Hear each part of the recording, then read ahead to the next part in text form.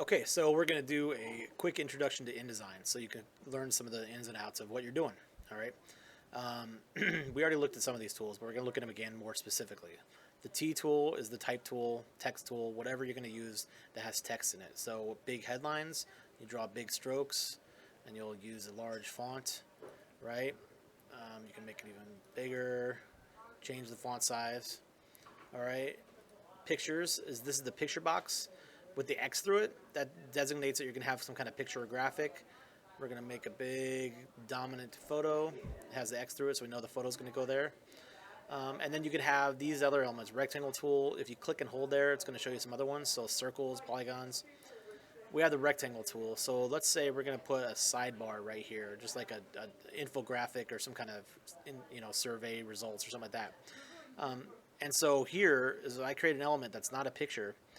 This is called fill and stroke. So if I click on the fill, I can bring up a box. I can choose all these different colors. Let's say I want to fill that with red. Press OK. It fills up with red. The outside is still black. So I'm going to click on that, and I'm going to change that to... Well, let's just get rid of it. So I'm going to click and hold on that. Oops.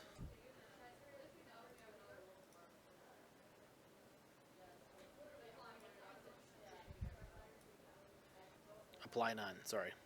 Took me a long time to do something simple. Once you build the elements on a page, you can use the selection tool to move them around. All right.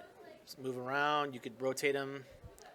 All right. You can do all kinds of stuff to them. You can change like where something is in relation to each other, like on top of it or below it. You can go.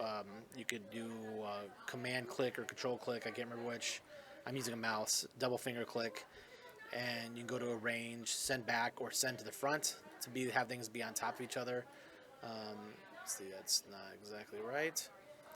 So if I want a photo, click on the box that you want to put the photo, file, place. And once again, there's my son, so I'm going to click this photo, pretty cool. Boom, there he is. All right, now it looks a little pixelated. Don't worry about that. InDesign uses a preview that's generally a lower quality. Sometimes that's an issue. If you ever want to check, you could print the page and see how it prints. This one, I know the photo is really big, so it's not a big deal. But that, when you double click on there, or you go to the selection tool, you can click the inside of the photo box, and you can see I'm moving what's inside of that box. If I want to move the box itself, click that tool. Oops. Click that tool, move that around. Since I know the photo is like in there and it's a lot bigger, I'm going to go to right click, or for you guys, 2-finger click, fitting, fill frame proportionally. And there I fit the photo proportionally. You can also click and hold, double click on it, and you can move around the photo inside. But look what I'm doing. I'm kind of screwing it up. I'm making it warped, and I don't want to do that. I want to make sure that I have my photo looking correctly, fill frame proportionally. All right? So that kind of gives you some of the basics to making a shape, putting a photo in, and putting your words in. And from there, it's just a matter of building from that. So let's say this is your headline. You have a photo and an infographic. Let's put a caption in. Every photo needs a caption. You have to have a caption next to it. So we'll go to the text tool, and we'll create, oops, the text tool, and I'm going to create, that first text tool is messing us up, so I'm going to make it smaller, the outline of that text. And I'm going to create a quick little caption, one pica away from each element. And I'm going to go to type, fill with placeholder text. Since it's a caption, I know that I want it to be 8-point font. And we'll just keep it an 8-point font. Type, fill with placeholder text. Now that's the right font. All right, I'm going to place a story. Let's do something like that. And I'm going to go to type, fill with placeholder text. And I'm going to go here and I'm going to copy this, put it next to each other, and you've placed now your story. All right, and this is just, I'm just doing this really fast, really quickly, just so you can kind of see and get an introduction to what this stuff does. So let's say I put this on top of here, and I don't want it to be on top of the photo.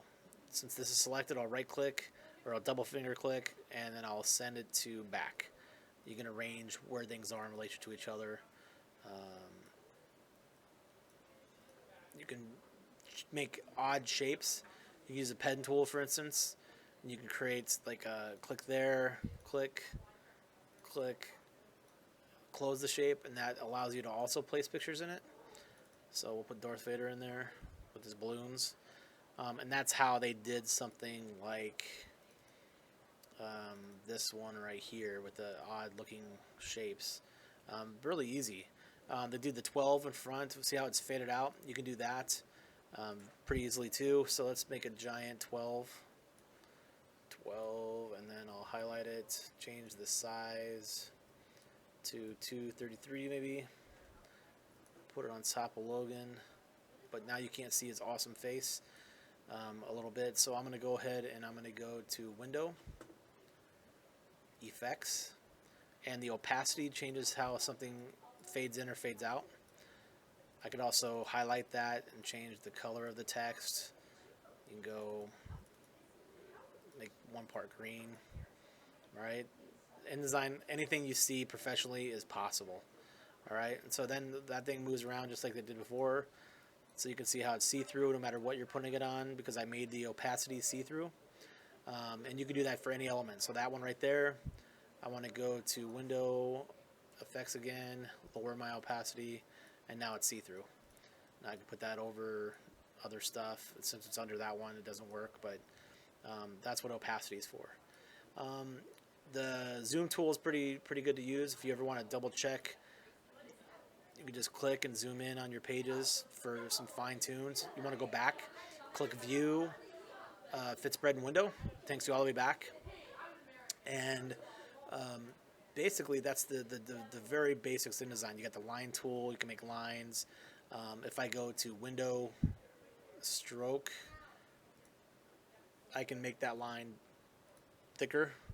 I can change the line so that it's like that.